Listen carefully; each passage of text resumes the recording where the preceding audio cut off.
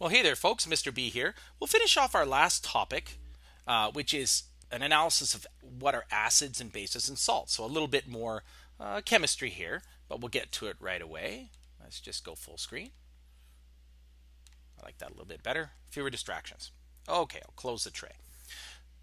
Now, if you've studied your acid and base theory, generally the way we start teaching about acids and bases are that acids are things that release hydrogen ions into solution. I also wanted to remind you that a hydrogen ion can be thought of as just a naked proton, right, without an electron, like that, with a positive charge. There you go. Bases are things that release hydroxide ions into solution. That's this here, hydroxide.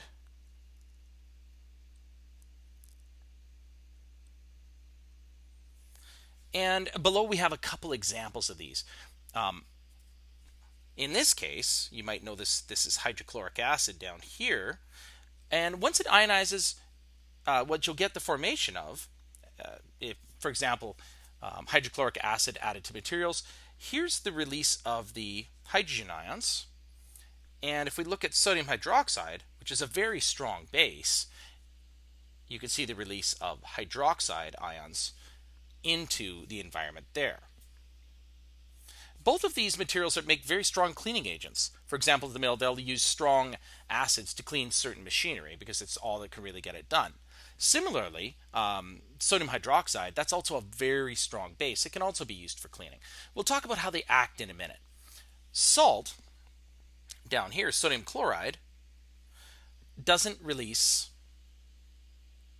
hydrogen ions, and it doesn't release hydroxide ions at all. So it's neither here nor there. It's neither an acid nor a base. Now, when you look at water itself, water's a fairly interesting thing. Generally, it's pH neutral. And if you look at it, if it falls apart, it's really, you're looking at 2 parts hydrogen and 1 part oxygen. So as water can fall apart, the interesting thing about water is you can think of it in 2 ways. We've been describing it as a covalent compound. It can also be considered to be a little bit ionic. Sometimes it's all about the way you think of it. Hydrogen can share its electrons with oxygen, and that's covalent. But if hydrogen ions and hydroxide ions come together as positive and negative things, that's an ionic combination. Here's a way to think of it. When we're analyzing light, we say it travels in straight lines and as a wave. It's 2 ways of thinking about the same thing, right? It can do both. It's because of the unique nature of hydrogen. It's the first element in the periodic table, and it's sort of hard to say it's a metal or a non-metal. It's hydrogen, so it sort of gets to be a little bit of both. My advice is think of water as a covalent compound that can also possibly be ionic. I prefer to think of it in the covalent stance. There's nothing wrong about that. It can fall apart though. For example, as you see here, if it dissociates, and this means that it's reversible, that this happens all the time, forward and back, what you get is water becoming hydrogen ions and hydroxide ions. And these offset each other. So you get a neutral pH. Think of it as the negatives and the positives being equal. That's one kind of dissociation that can happen with water. Alternatively, if you look below, so we've considered this circumstance, water itself can dissociate, and interestingly enough, you can got Mickey Mouse, and if we go in this direction, you can get what look like hydronium ions. Now, I'm not balancing the reaction here. I'm just showing you what the net result is. This would be as if you had 3 ears, sort of a mutant Mickey Mouse there, right? 3 hydrogens, and hydroxide ions. Again, focusing in on the charge, positive, negative, and the 2 offset each other. So that's why water is neutral. So you've probably seen the top circumstance here, where it can become hydrogen hydroxide, but it's also possible to have what's called H3O, hydronium, and hydroxyl ions. But either way, water is still neutral. True story. Now, when you add acids to water, we'll talk about how they ionize. Once they become aqueous or aqueous, and hydrochloric acid is produced in our stomach by specialized gastric cells, you'll get the production of hydrochloric acid. But once that hits water, once we go into the aqueous circumstance, we'll get the release of the hydrogen ions. And once hydrogen dissociates from chlorine, you've got chlorine ions there. So what happens when you get this? Things that'll do this, strong acids, generally we're talking about your stomach, think of digestion, or if we were using hydrochloric acid in the lab, you'd be getting a sudden release, a sudden surge of hydrogen ions, and there's no OH minus to offset it. So you can see that the proportion of hydrogen ions is increasing, and that lowers the pH.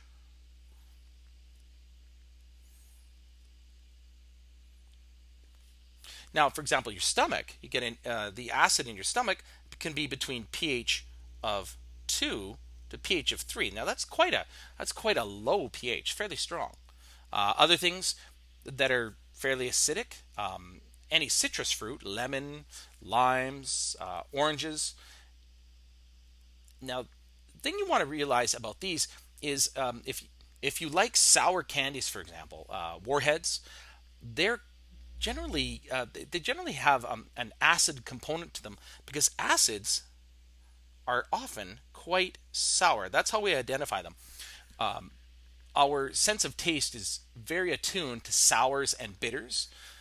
Bitter is a lot different than sour. Bitter would be if you've ever tasted a little portion of an aloe vera plant, some of the juice. It's just terribly bitter. Sour will turn your face upside down, but bitter, well, that's something else.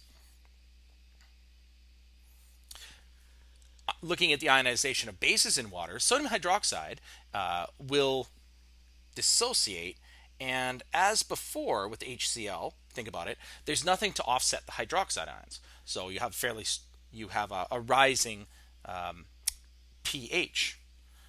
So when you consider something that's extremely strong, and down here, case in point, if you have sudsy ammonia, for example, or if you have bleach, that's extremely strong stuff, and these can push the pH from neutral 7, and that can take you all the way up to pHs of 12 and upwards of 14, and that's a very high pH, indicating that you have a base. Now, when it comes to scrubbing floors, bleach, which is sodium hypochlorite, is extremely strong, and critters just can't survive it.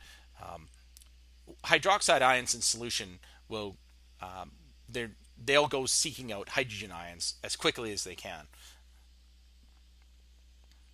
and that has a fairly devastating effect. Now, when we look at pH, there's a little bit of math here. pH is the negative log of the concentration of hydrogen ions. What does that mean? If you look at the scale over here on the side, I'll just point a few things out. Let's see if I can zoom in. Here we go. Let's look at a pH of 1. Now, a pH of 1, 10 to the minus 1, we'll do the math. That means that 1, let's see, you can let me write. 1 in every 100, oops, that's just a second there. I need to erase, that's not what I wanted. Let's see here. There we go. Trash that. Delete. Okay. What I meant to say was that 1, resisting me. Come on. Love writing with iPad styluses. See if I can get the tray to come out. There we are. Sorry, technical difficulties. Please stand by. My iPad is acting up, but it ran out of power, so yeah, my apologies. There we go. Okay.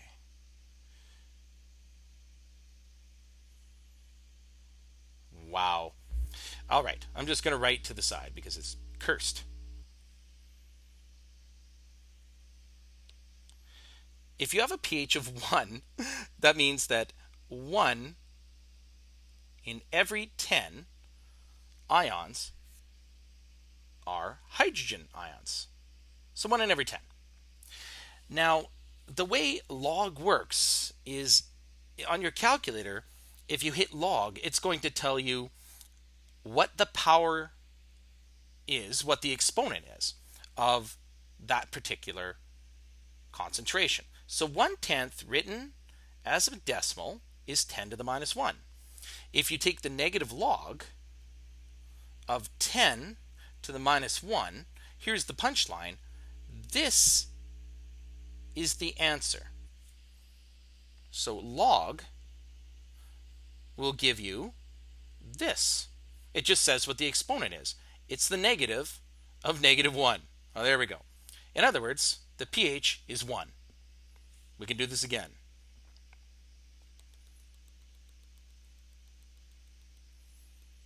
So this is fairly concentrated. One in every 10 ions in solution is hydrogen. That's pretty high. Now, if we had 1 in every 100, that is 1 in 100 is 10 to the minus 2. That's hundredth. Okay? And if we take the negative of whatever the log is of 10 to the minus 2, what you get from this is -2. And the negative of -2, if you remember your math, these just cancel out. So your pH is 2. So that's quite a few hydrogen ions in solution. There's a lot of them floating around. And log's just useful. It just tells you what the exponent is. Now let's go all the way down to something like household bleach. And I'm going to change my pen color because black is cursed there. Let's say we're looking at household bleach right here. And let's get rid of this. Trash these items. There we go. And again, if we were saying, household bleach like this, well, here a little bit quicker, we could say that this is 10 to the minus 12. In other words, only one particle. Let's erase that.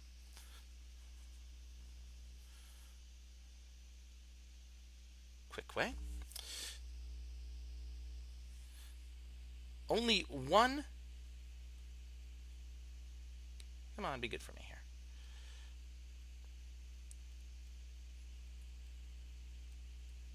There you go. Oh, there is only one hydrogen ion in 10 to the 12 particles there. When you think about that, that's a lot of zeros. That is very little. Very, very little hydrogen concentration. 10 to the minus 12. Like it's just, there might as well be nothing there. So when you think about strong bases, they shouldn't have a lot of hydrogen ions in solution. They have hydroxide ions in solution. So that kind of makes sense. So if we take the negative log of 10 to the minus 12, well, you can just, now you've sort of figured out the game, it's pH 12. And that's how that's done. On your calculator, when you take the log of any power of 10, it will just tell you what the exponent is. And you're just wiping out the negative sign, like that. Okay, sorry about the pen tool there. It was being a little bit of a pain, but that's okay. So here you go. A few more examples. Now that you've seen the root of the math, you can just look at the 10 to the minus 6, 10 to the minus 5, 10 to the minus 2, and you can just write that and just drop the negative sign. That's the trick. So as we start to go up, instead of 1 in 100 or 1 in 10,000 or 1 in a million,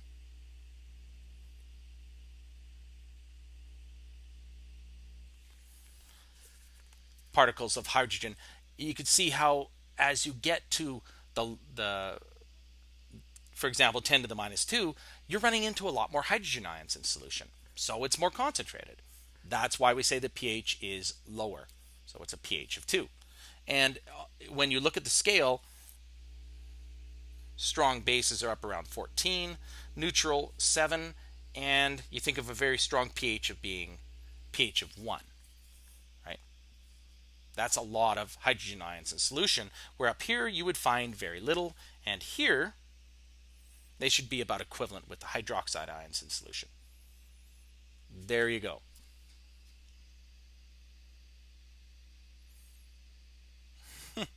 I just had a crow bounce into my window.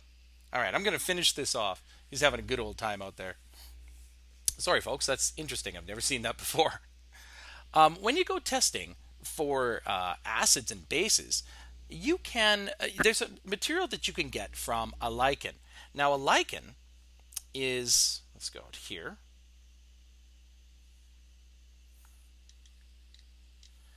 There we go. Lichens are a combination between an algae and a fungus. And you've probably seen these things growing on trees. Now, this is a foliose lichen. It's got lots of foliage and things like that, right? Other lichens that you would have seen, you see them hanging around on trees. They're sort of recyclers. They're fungal in nature. You've probably seen these before. My dad has some decomposing an old pair of moose antlers. They grow on rocks. Caribou like to eat these things. Lichens. Very colorful. There we go. The reason I'm showing you these lichens is because what their job, it turns out that if you extract materials from lichens, they can be good indicators for acids and bases. So in your chemistry class, it won't tell you how, this wouldn't tell you how strong something was. But if you use blue litmus paper, the extractive lichen that we use here, it will turn red. So I'll just go over to a nice red. It'll turn red in the presence of an acid. That's one way of telling that there's an acid in the material that you're studying. It doesn't say how strong at all, just that it's there. Oh, our friend the crow left. He really bounced off my window. That was strange. Okay, back to our regularly scheduled programming. Similarly, there's a red litmus paper, and what it does is it will turn blue in the presence of a base. Okay, so chosen blue. So when you dip it in hydrochloric acid, for example, or sorry, in sodium hydroxide, it will turn a little blue color like that. So it's just a general indicator. Red litmus paper turns blue for base, and blue litmus paper turns red for acid. It's a little bit of chemistry 101.